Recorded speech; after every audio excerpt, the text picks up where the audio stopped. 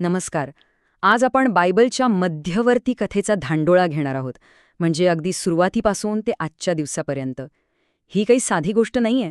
ही एक अशी कहाणी आहे जिने खरं तर कोट्यावधी लोकांच्या आयुष्याला एक दिशा दिली आहे. आणि आज आपण तीच गोष्ट जरा सोप्या भाषेत समजून घेणार आहोत. आणि माहितीये, या संपूर्ण कहाणीला सुवार्ता असं म्हणतात. सुवार्ता म्हणजे काय? तर चांगली बातमी.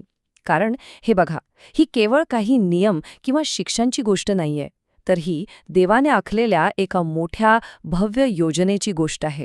तर हा सगळा प्रवास आपण 6 मुख्य टप्प्यांमध्ये बघणार आहोत. सुरुवात होईल निर्मिती आणि पतनपासून.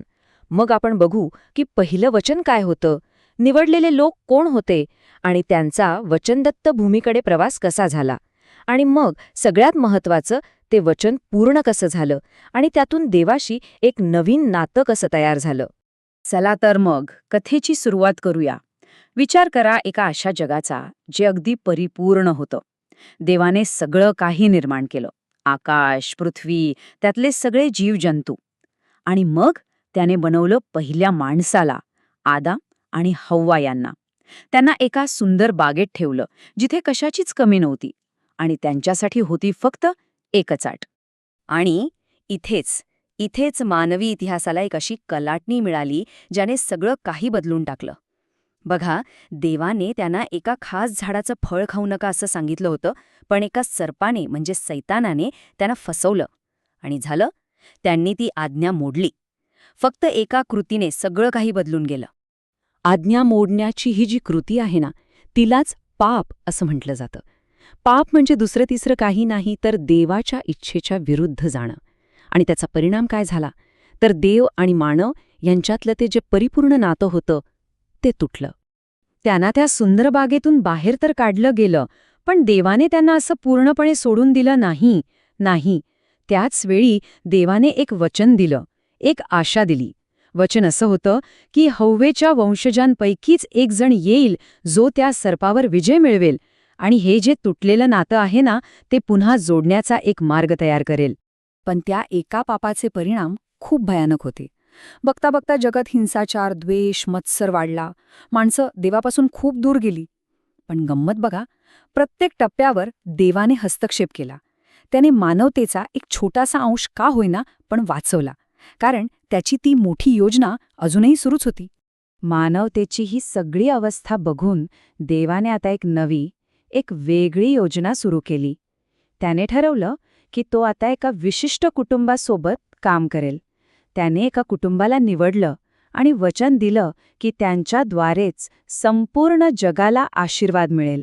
आणि ह्याच कुटुंबाच्या माध्यमातून तो आपली ओळख सगळ्या लोकांपर्यंत पोहोचवणार होता. आणि मग हे वचन एका पिढीकडून दुसऱ्या पिढीकडे गेलं. अब्राहमापासून सुरुवात झाली, मग त्याचा मुलगा इसाहाक, मग याकूब आणि मग योसेफ, या सगळ्यांनी ते वचन पुढे नेलं.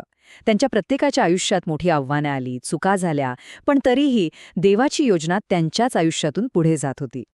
पुढे जाऊन याकोबाचं हे जे कुटुंब होतं, म्हणजेच इस्रायली लोक, त्यांचं एक मोठं राष्ट्र बनलं. पण त्यांचा प्रवास काही सोपा नव्हता.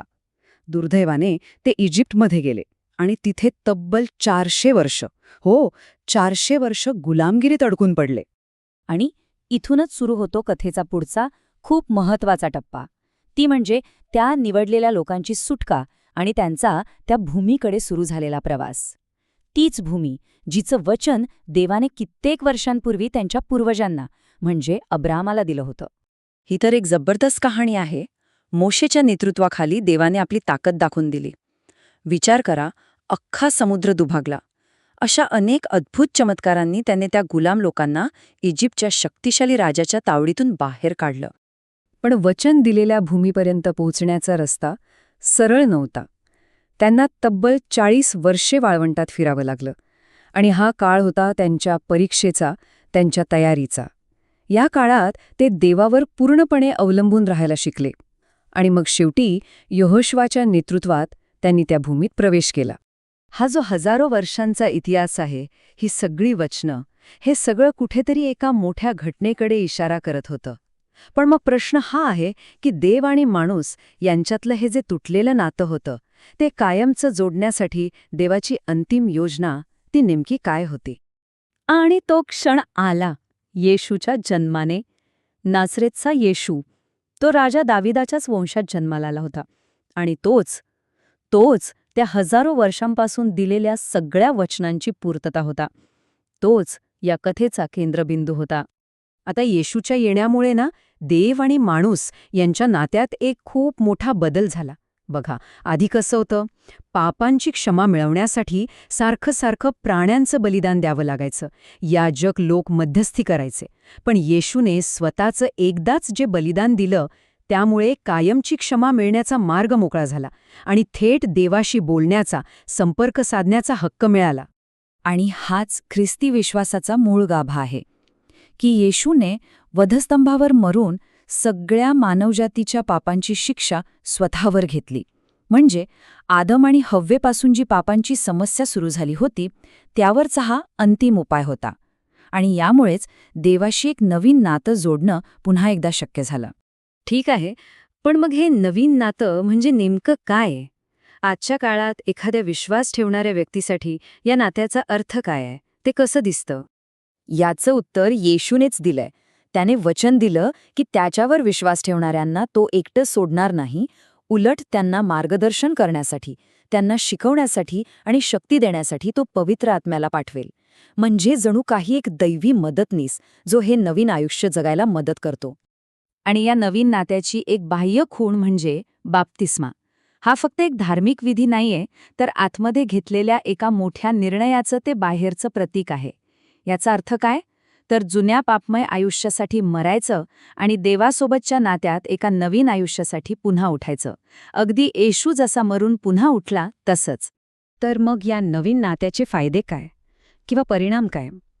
तर पापांची पूर्ण क्षमा मिळते, पवित्र आत्म्याचं मार्गदर्शन मिळतं, जगभरातल्या विश्वासणाऱ्यांच्या एका मोठ्या कुटुंबाचे म्हणजे मंडळीचे सदस्यत्व मिळतं, वाईट गोष्टींपासून संरक्षण मिळतं आणि सगळ्यात महत्त्वाचं, देवाशी जे नातं तुटलं होतं ते पुन्हा एकदा व्यवस्थित जोडलं जातं.